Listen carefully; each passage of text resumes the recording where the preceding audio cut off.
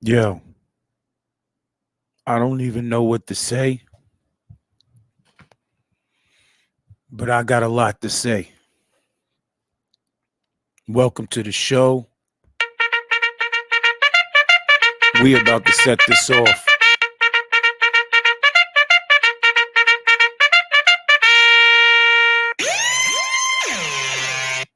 It's your boy No Game Feeve, man. We in the building, man.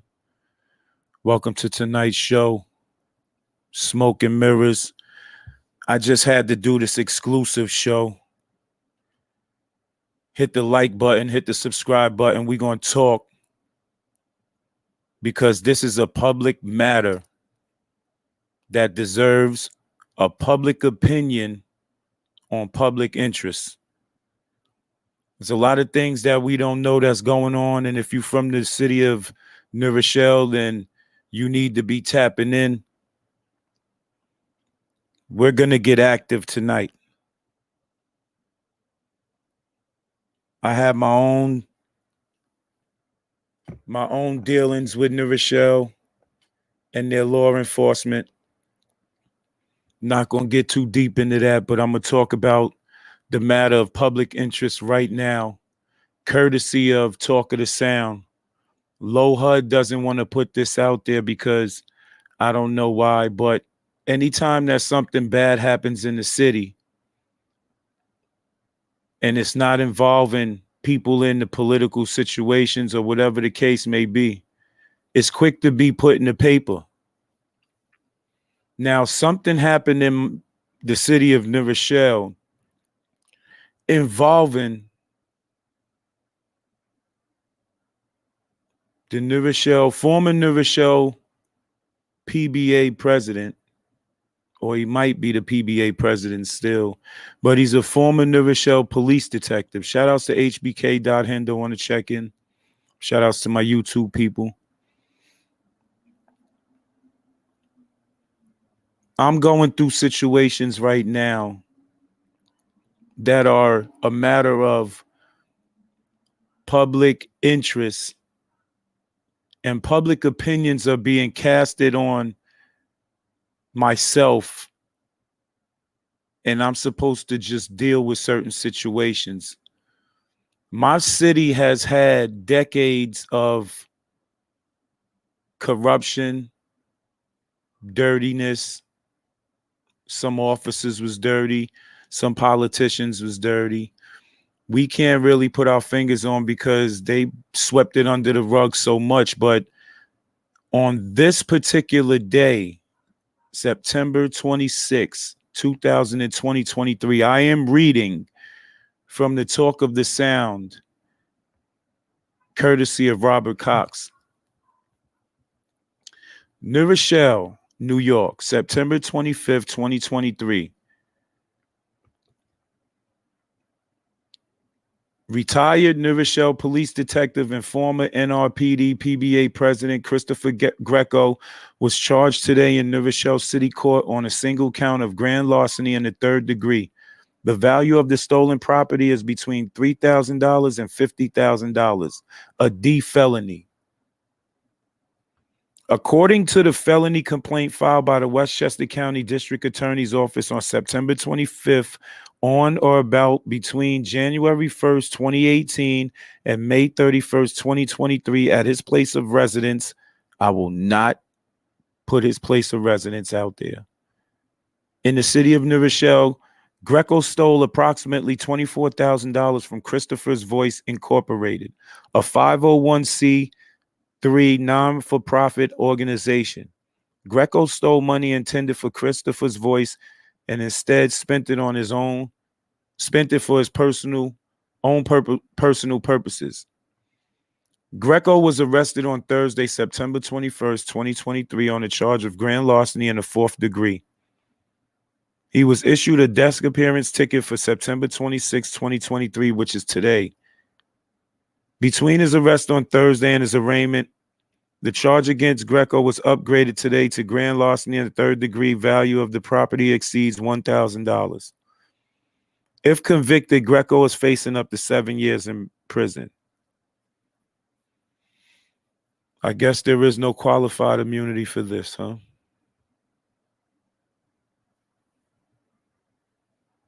It's kind of crazy that somebody who was on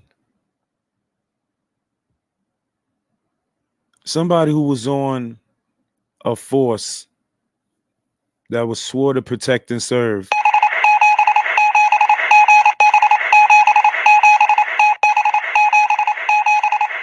completely finessed the system and scammed everybody out of their money. Damn! Now the clock's ticking. This has been going on in New Rochelle for quite some time, where a lot of officers have been getting away with a lot of things they should be held accountable for as criminals. If a citizen or a civilian does something wrong and the police see it, they act on it, and if it's deemed that you get arrested, you go to the precinct, you get booked, you get processed, you do a whole bunch of stuff, right?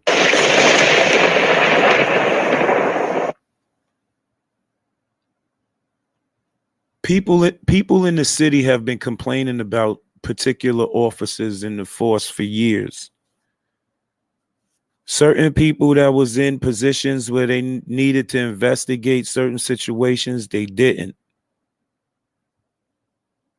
Now things are starting to come out. They fired a detective for punching on a man that went viral when he was handcuffed. Now this happens with the former PBA president, who used to be a detective in the streets. He was stealing, right? Shout outs to Steph P 6680 on the check-in. Shout outs to everybody in YouTube land. This is an officer who started off as a regular cop, became a detective, worked his way up the ladder, did whatever he had to do at whatever case he had to do it, right? He's out here finessing the system. Damn! And that's crazy because it's like the people don't have no right to speak on certain things. I find that to be very, very, very wrong, biased. Mind you, this is a matter of public interest, right? So he was arrested for stealing, right?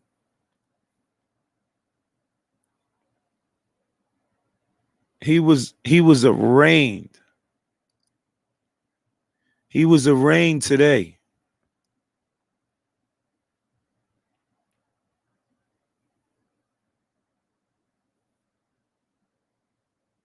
That's kind of crazy because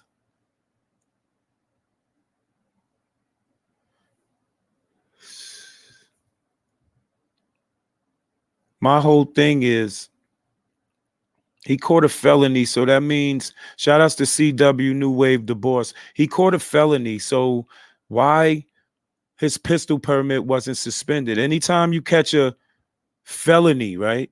I guess he's at trial or he's going to trial or he's going to court or whatever the case he's going to do. For temporarily, I feel, and this is just my opinion, I feel that he should surrender his pistols. Anybody arraigned on a felony would, no, excuse me, we're going to keep it fair. He gets convicted, he has to suspend he has to turn in all of that. He ain't get convicted yet.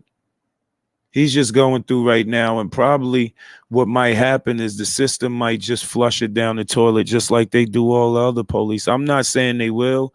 I'm not saying they won't. But right now, with a whole lot of eyeballs from the feds and the higher-ups looking at Westchester County right now,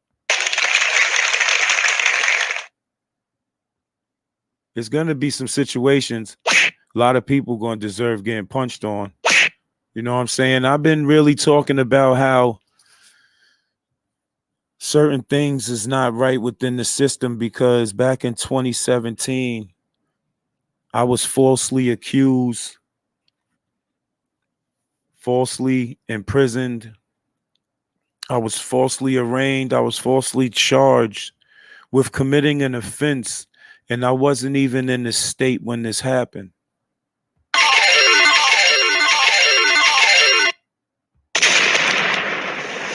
I wasn't in the state when this happened, but they still somehow tried.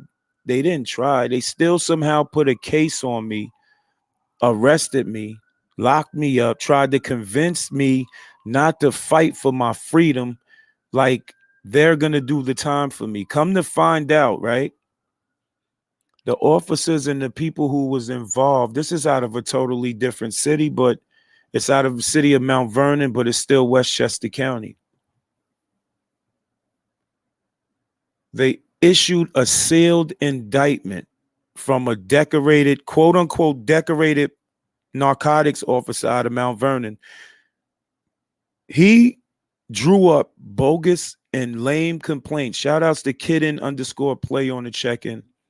He drew up bogus complaints against myself, saying that I sold drugs to an undercover July 26, 2017, between the time of 12:25 and 12:30. They said somewhere in between then. I made this crime happen. I'm at a litigation for something else, because I was at a litigation for a civil suit that I was filing against somebody, company. These officers showed up at my litigation. We don't know how they showed up, how they knew we was there. I didn't even know I was on the run for anything.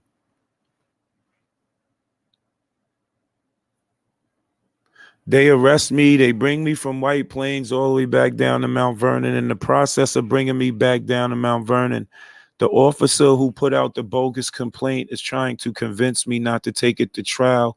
He's telling me that he has me on audio and videotape making this transaction, which I never made. I wasn't even here. I get to the police station. They show me all types of papers and pictures, and none of them pictures that they showed was me. So now I'm going through fighting for that. I'm going back and forth to court. They basically turned that little case into a year stretch where I had to go back and forth to court, when they knew that the cops that made the complaint was dirty, because previously one of their own officers had blew the whistle. They still trying to make me cop to a B felony, C felony on something I didn't do. Mind you, these sale indictments, they have to be signed off by DAs. A narcotic cop can't draw up a complaint and automatically a sale indictment is issued on you. It has to go through steps, which means it has to go from him to his local DA that has to look at it and be convinced enough, which they don't investigate. They just look at the officers who's filing the complaints, and they just feel like, oh, they made numerous arrests. They creditable. They just going to sign off on it. They don't even read. They don't do their research or nothing. And that's what needs to happen with these district attorneys and these local courts. They need to stop believing the words of these police, because some of these police don't be right. Back to the situation. The DA gets the complaint, signs off on it, sends it up to the county. In order for a sale indictment to be issued, it has to go up into the county judicial's office in front of the district attorney, and the district attorney in the county has to present it to a grand jury, which usually is not nobody's peers that be on the tail end of these charges. So the grand jury believes the cops, believes the DA, whatever. They thinking that everybody that they bring a case in front of them, they automatically guilty.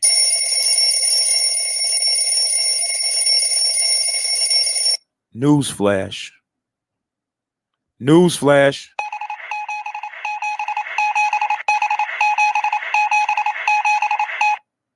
Everybody's not the same. The grand jury signs off on the complaint. Mind you, previously, one of their narcotics officers done already blew the whistle on his own team. He already blew the whistle on his own team. They just gonna negate that and push this complaint because this quote unquote decorated officer word is good, right? Allegedly. So now, once the grand jury says, yeah, they execute the warrant. That's what they did to me. They executed a warrant. And while I'm at a litigation for a civil suit, they show up, handcuff me in front of the secretary, my lawyer, my civil lawyer, which happens to be a former Nyack police officer. So he knows what's what. Told me don't say nothing, just go with him. That's what I did. No fight, no nothing. Whole time down the road, I'm trying to find out what's this all about. Officers telling me, yo, I just suggest you don't take it to trial. His partner sitting in the back seat talking to me, trying to just say, yo, hear him out, this and that, this, then the third, right? So I'm listening. He's telling me what's happening. I start laughing. He gets upset. I tell him he effed up. I wasn't even here. They still pushing the issue. Mind you, I was in an accident and my back was messed up in the process. So I had to go through all these procedures to get processed, arraigned, all of that on a charge on a crime I never committed. Go through that whole local court thing. I had to bail out in county court. Bailed out in county court. Shout outs to the bondsman, Perry. Bailed me out. Now I'm fighting the case. Mind you, I have a previous criminal history for selling drugs.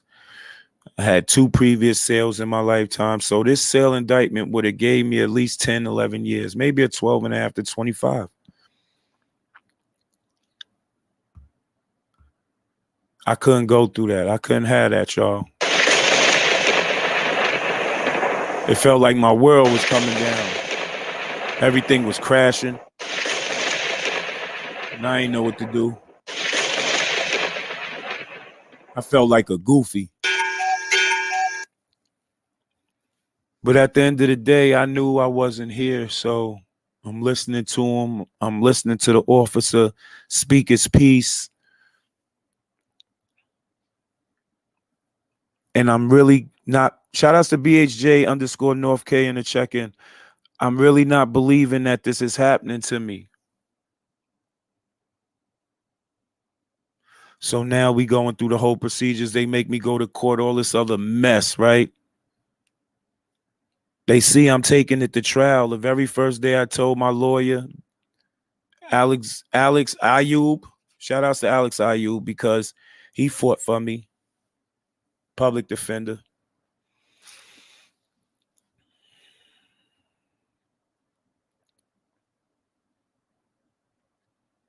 So he's fighting the case for me, and they still trying to get me to cop out to a year in jail.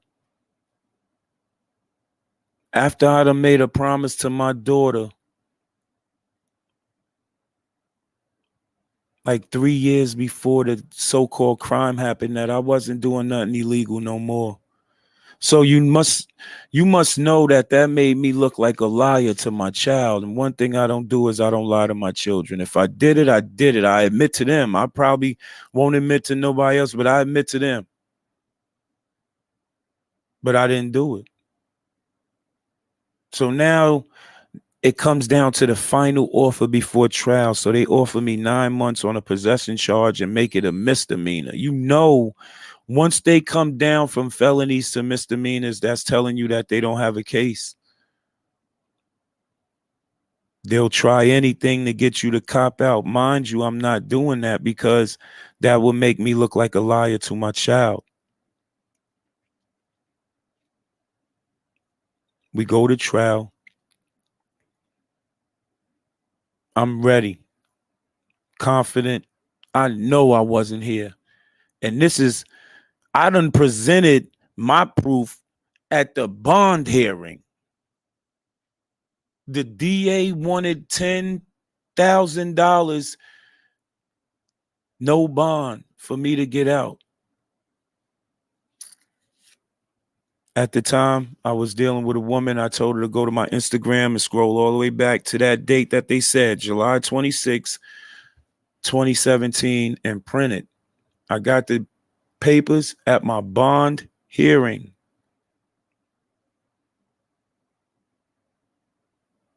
When we going up for bond, I present the papers in front of the judge. The judge calls a sidebar immediately.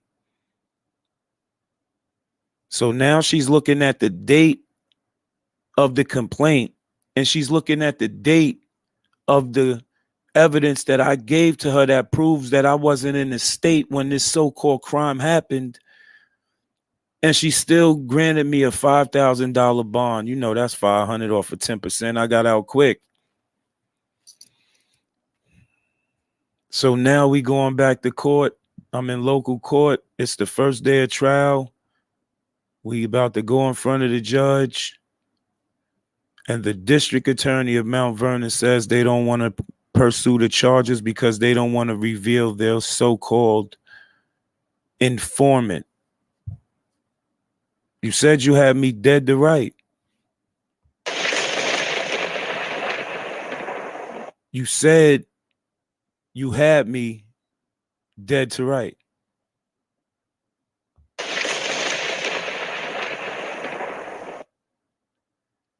I don't know what, I don't know who, but I'm about to bring up something real quick. And I want y'all to pay attention to what's going on. And y'all tell me, right? Y'all tell me the madness that's going on out here. This is happening on a regular basis everywhere. Not just where I'm at, it's happening everywhere. And I want y'all to look at something. And then y'all tell me just how crazy things could be. Like the system, if they wanna try and make your life hard, they can, and they will. They will make your life hard. Bear with me right now because I'm about to bring up something. I want y'all to look and pay attention to what's going on. And I want y'all to see just how this system could be twisted in the United States. And there's certain cities, there's certain DAs, there's certain politicians that back the plays of these dirty people, right? What I'm about to bring up right now is something that happened to me. That's public record. They put it on YouTube. They put it on the news. People were campaigning. They was trying to look good. And it all backfired on them because they had like 32 people, right? And 31 people copped out. I was the only person that fought the case because I wasn't here. Come to find out, the officer who made the complaint been dirty. And these people that was above him and the people that was above them knew it. I'm going to let y'all check this out real quick, and then y'all tell me what's going on.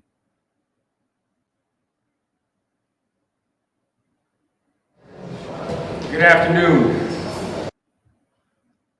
Bring it back for y'all real quick. All them people with the black marks across their face are the people who was caught.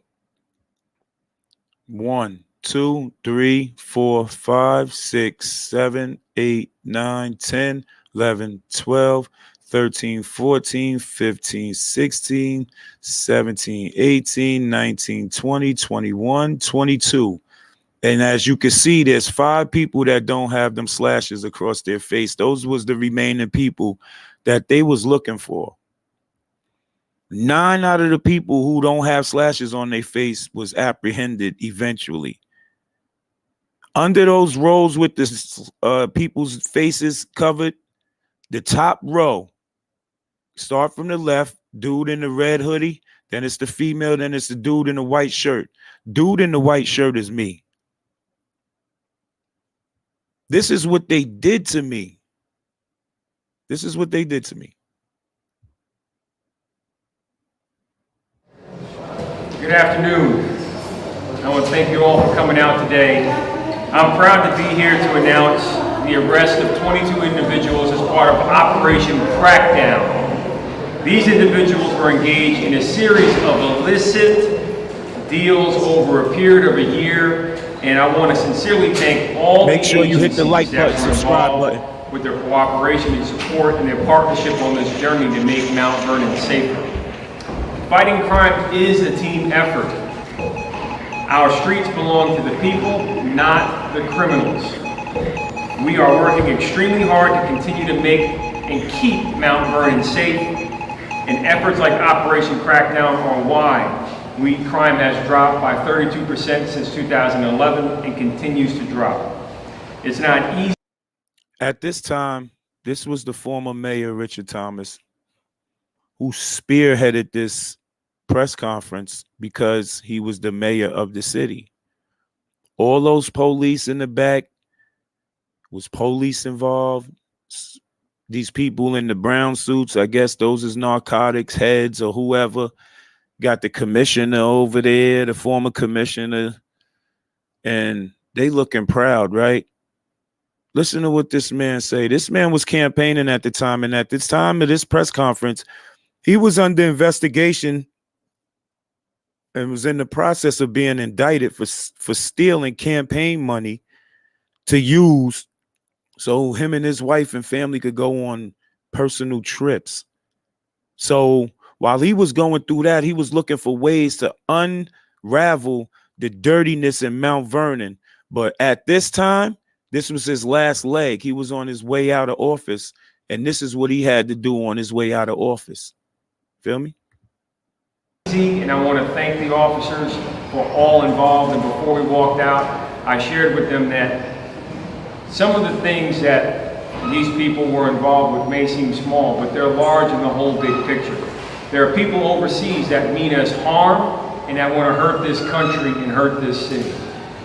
The deals and the stuff that they have disrupted and the people they arrested have a form of a connection to domestic terror. And these are the things and these are the battles that we bring straight to their face. He just compared 32 people to terrorists. He just compared 32 people to terrorists. If I'm not mistaken, his brother was a street dude running with the street dudes, and then he became somebody in the office. I think he became the fire commissioner at the time. I'm not saying that they did this, but a lot of fires was happening in Mount Vernon when he was in office. The deals and the stuff that they have disrupted and the people they arrested have a form of a connection to domestic terror. And these are the... When you say terror, domestic terror, whatever it is, you calling somebody a terrorist. That's defamation, that's slander. We can get into a whole bunch of violations that this man is saying out of his mouth. He don't even know what he's talking, is putting a bigger problem on Mount Vernon. Things, and these are the battles that we bring straight to their face. We want to make sure that these people behind us know that they not only are keeping the city safe, but they're keeping our country safe.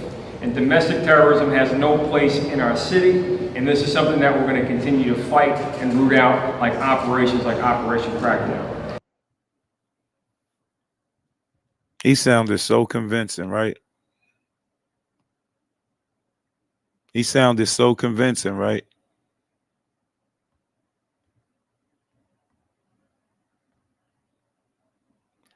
Let me take y'all somewhere real quick. Let me take y'all somewhere real quick and let y'all listen to something real quick, right?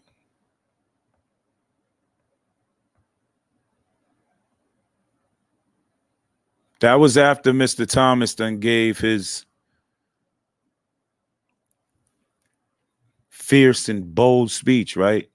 I'm going to let you hear a little clip now, courtesy of the Gothamist, George Joseph. Very good guy. Check it out. WNYC Studios is supported by the Met. Now on view, Manet Degas examines the friendship and rivalry between the French artists who defined modern. NYC investigative reporter George Joseph. Joseph reported on some of the contents yesterday, and today he takes a closer look at the Westchester. Shout outs to Dan DeMarc on the check-in. Throw them hearts up. Throw them hundreds up. And to the public. On Valentine's Day last year, Mount Vernon police officer Murashaya Babel mailed county prosecutors a special gift, a series of secretly recorded phone calls of him discussing corruption with his colleagues. I gave them that information. I thought that this is it. Something big positive will happen. The tapes included explosive allegations of police brutality, people being framed, and cops doing favors for drug dealers. Did y'all hear that? Now listen. Now I'd like to introduce Commissioner Sean Harris, who will speak at detail. Commissioner Harris. Thank you, Mayor. So I'm not going to repeat everything the mayor said because he took most of my comments. This is former Police Commissioner Sean Harris, who stood up there and everything. He was a security officer in my building. I had to leave the building because he was working security and he was trying to get me kicked out anyway. He was making false accusations to the front desk. They accusing me of a whole bunch of stuff. That's another story. But listen to this bozo talk real quick. But one thing I am going to say, I'm going to start off by thanking all department agencies that assisted the Mount Vernon Police Department with Operation Crackdown. And I'm going to start off with the Westchester County Department of Public Safety's Opium and Heroin Task Force, and the Westchester County District Attorney's Office, the FBI Safe Street Task Force, the Westchester County Department of Probation, and most of all, the Mount Vernon Police Department's Narcotics Unit, the men and women of the Mount Vernon Police Department who got reassigned to blah, blah, blah. Let's sharing intelligence. We are sharing information. Is no longer confined to any one jurisdiction. So if you feel that you can wreak havoc on the streets of the city of Mount Vernon and then go somewhere else, they're going to know you're there, we're going to track you down, and we're going to take care of you.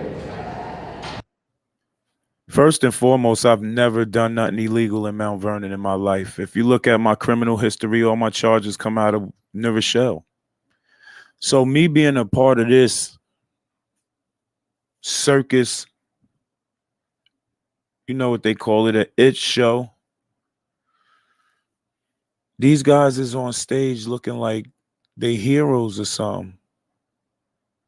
You heard what they said, but now listen to this. First, prosecutors seemed interested. In March, an investigator texted Babel, saying he had been listening to the recordings. I figured that, you know what, let's give it a shot. Babel's attorney, Joseph Murray, felt the same way. I was quite confident they were working on this, understanding they're not going to update me on what they're doing because they want to maintain the integrity of their investigation. But 9 months later, the two men went to the DA's office for a meeting, and Murray says, found out that the probe was not moving forward. Why should my client have to constantly push every button to get this done? I really just felt that we should have been able to hand this off to the professionals who work in this integrity bureau and will, run with this. But they didn't. Westchester County DA Anthony Scarpino's office wouldn't comment on the meeting, but insisted. Anthony Scarpino is the former district attorney at this time when this case was happening to me. He was the district attorney that exonerated the officer responsible for my brother's death 4 months after my brother was murdered. But that's another story. We're going to continue to hear what they got to say. George Joseph. The investigation is still open. They declined to give specifics. Here's Paul Noto, Westchester's first deputy DA. Yeah, we have definitely looked into it. Yeah. It is not concluded. Charles Linehan is a former deputy chief. He sounded like he didn't want to deal with nothing. Office. He says that in addition to an investigation, the DA's office should notify trial prosecutors about cases involving the accused officers. We would likely advise them to delay until we could get a handle on what was going on. But court records show that in the months after they got the Mount Vernon tapes, the Westchester DA moved forward on dozens of cases involving the officers, sending many defendants to prison. Prosecutors have a constitutional obligation to turn over information to defendants that could help them establish their innocence. But there's a big debate in criminal justice circles about whether police misconduct allegations in an unrelated case would fall under that requirement. Never disclosed to us any of the recordings or allegations or even any kind of indication as to what's going on or how or what they may have been. That's Claire Denton, Executive Director of the Westchester County Legal Aid Society. The failure to do so is an ethical violation, and we will be looking at our prior cases to see if there's a basis to reverse the convictions. Scarpino's office says disclosures about the Mount Vernon tapes would have been premature.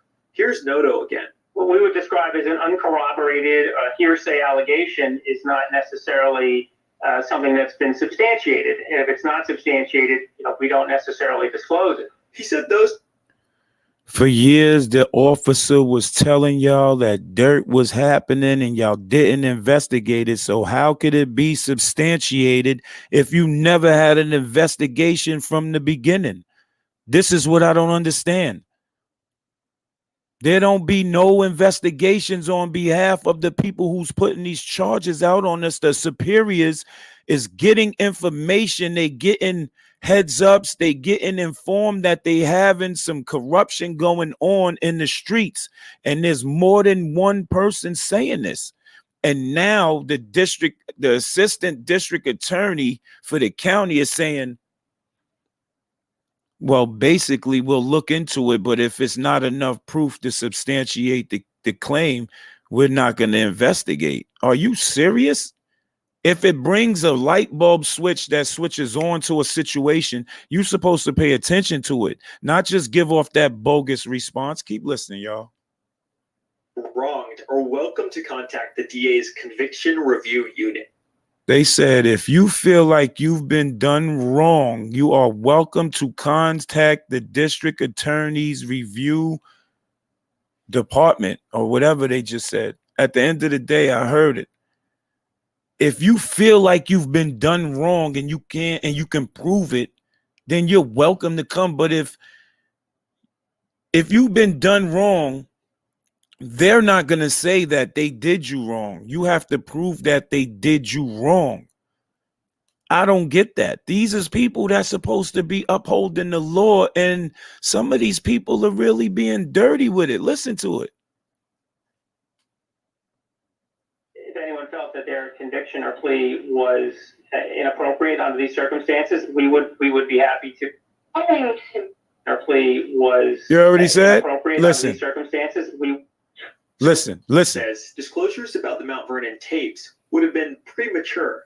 Here's Noto again. What we would describe as an uncorroborated hearsay allegation is not necessarily something that's been substantiated. And if it's not substantiated, we don't necessarily disclose it. So those who feel wronged are welcome to contact the DA's Conviction Review Unit. If anyone felt that their conviction or plea was inappropriate under these circumstances, we would be happy to review it. Degnan said that's unfair to her clients. It is appalling to me that the circular reasoning from DA's office is if you knew about it, we'll review your conviction, but we don't have to tell you about it in the first place. Alvin Bragg, a former federal prosecutor in Westchester, says You can't just convict people while waiting to see if an internal investigation pans out. How do you undo the harm of having been prosecuted, detained, lost your job, you lost time with your family? Where does that get calculated into this assessment? We say we'll do it for around a year and a half. It misses the human element in ways that are fundamentally unjust. Many of the misconduct allegations swirl around a detective named Camilo Antonini. In 2018, Mount Vernon to announce a narcotics operation targeting local drug dealers. Henderson. I showed you. Right now, you're looking at the press conference you just heard about. They compared people to domestic terrorists. If you come out here and you're doing business out here, don't think you're going to get away with it. And da-da-da-da-da-da. And these officers are heroes and this, that, and the third. Fighting crime is a really big deal, right? Listen. Was one of the people they named. At one point in 2018, listen closely. He attended a press conference with the mayor of Mount Vernon to announce a narcotics operation targeting local drug dealers. Henderson Clark was one of the people they named. Hello. How you doing, man? Good. Clark was eventually arrested in July of 2019, accused of selling drugs 2 years before. But on the day of the alleged crime, Clark says he was visiting his brother in North Carolina. I didn't even think that these people was concocting this story up here in New York that I committed this crime because I'm down here. His mother's apartment in New Rochelle, where he grew up. He pulls out his phone and scrolls through a picture he says he took of his brother that day. So that's where you see the picture that I gave him a t-shirt of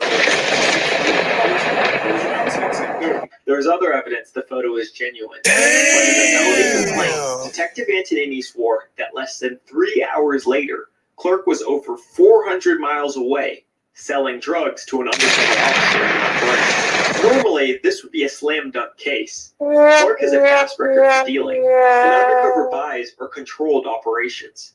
But the case slowly unraveled, and the DA withdrew the charge. If you have this proof, and you have an undercover that can put me in this place, why you dismiss my case? Police records show that Antonini and other officers accused of misconduct have collectively touched many drug cases over the years. Clark says he's concerned about those defendants too. There might be over 100 other cases that this man that had his hands in, that he tarnished, that he contaminated. You know, people who are innocent people getting railroaded. The DA says they'll review those cases if the investigation pans out. But it's been over a year since they got the Mount Vernon police tapes. It's a majority white people up in there, and they don't care. Damon Jones is a police reform activist and publisher of blackwestchester.com. He said the DA's approach can't be separated from... There you have it. Now that brings me back to the topic of discussion, right? And the topic of discussion is this former New Rochelle Police PBA president and former detective has been arraigned today on grand larceny charges,